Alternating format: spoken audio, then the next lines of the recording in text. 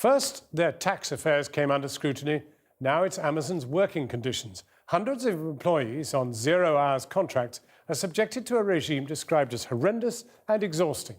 They're monitored at all times, even toilet visits are regulated. This isn't a sweatshop factory abroad, it's the Midlands-based warehouse of the global online retail giant Amazon, which millions of us use every day.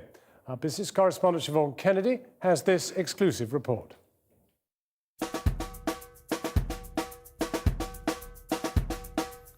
It's one of the world's most successful companies. A global household name, Amazon makes billions of pounds in profits, running rivals into the ground. But are they running their workers into the ground too? In a warehouse like this, you can walk up to 27 miles a day and can get just 10 minutes for lunch. Staff are monitored round the clock and penalties dished out for talking to colleagues. 3 strikes and you're out. They know how that feels in the small town of Rugeley in the Midlands. It was devastated by the closure of its coal mine.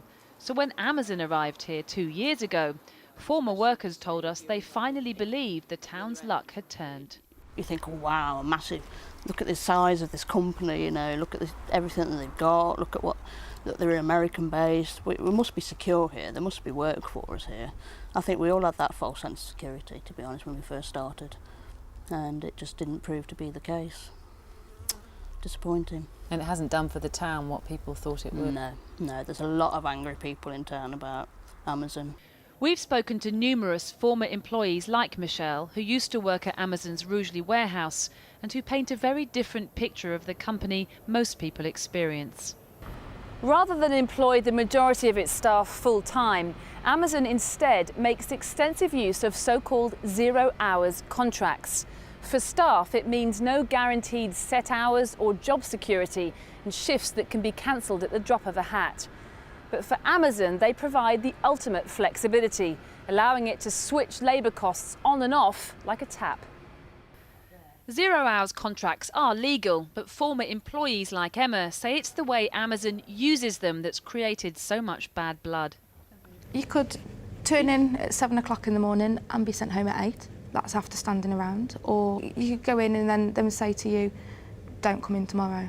So there's 10 hours I've lost. But there is some consistency in the way Amazon operates. Workers describe a disturbing pattern of losing their jobs at the end of 12 weeks without any notice. I'd started in March and then they laid me off and then I went back and then they laid me off again and then I went back again.